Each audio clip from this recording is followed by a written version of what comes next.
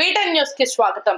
మంచిర్యాల జిల్లా ఎడతెరిపి లేకుండా కురుస్తున్న వర్షాలకు బెల్లంపల్లి పట్టణంలో ఊరుస్తున్న సింగరేణి క్వార్టర్లు ఆందోళనలో సింగరేణి కార్మిక కుటుంబ సభ్యులు.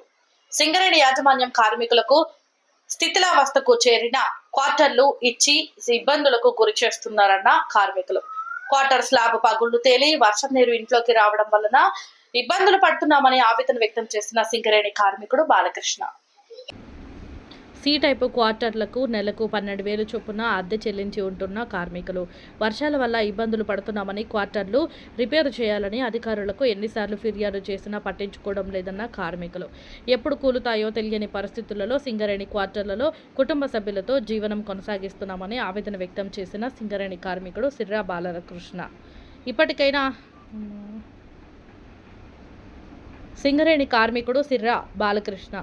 ఇప్పటికైనా అధికారులు స్పందించి క్వార్టర్లు రిపేరు చేయాలని డిమాండ్ చేసిన కార్మికులు.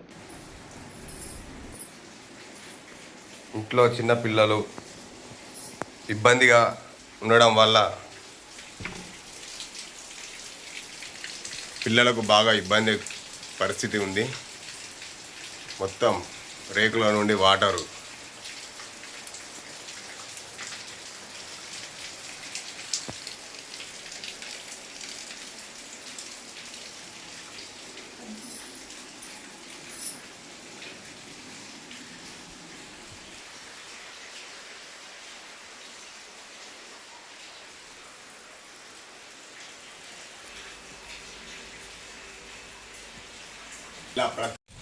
అందరికీ నమస్కారం. నా పేరు సిర్రా బాలకృష్ణ. మందమల్లిలోని కేకేఓస్లో ఎల్పీ ఆపరేటర్గా విధులు నిర్వహిస్తున్నాను.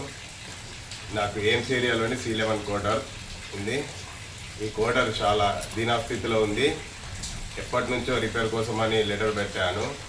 గత 3 నెలల నుంచి రెగ్యులర్గా వాళ్ళ దగ్గరికి వెళ్ళడం జరుగుతుంది. అయినా కానీ ఎవరు స్పందించడం లేదు. ఈ క్వార్టర్ చిన్న వర్షానికి కూడా భారీగా ఉరవడం జరుగుతుంది. ఇంట్లో మొత్తం నీటితో పిల్లలకు చాలా ఇబ్బందిగా ఉంది. ఒకసారి దీని పరిస్థితి చూడండి. స్కూల్లోనూ వాటర్తో ఇబ్బందిగా ఉంది.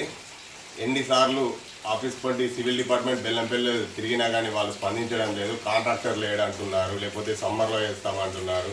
ఇసుక లేదని అనవసరమైన కారణాలు చెప్తూ తీవ్ర ఇబ్బందికి గురి చేస్తున్నారు. ఈ క్వార్టర్పై నాకు ప్రతి సంవత్సరం 1,12,000, లాస్ట్ ఇయర్ 1,12,000 ఐటీ కట్ అయిందంటే మినిమం 1 మంత్కి 12,000 పెడితే మంచి పెద్ద సిటీలో ట్రిపుల్ బెడ్రూమ్ దొరికే పరిస్థితి ఉంది. అలాంటిది సింగరేణి ఇంత డబ్బులు వసూలు చేస్తున్నా కానీ కార్మికుల కోటాల గురించి పట్టించుకోవడం లేదు.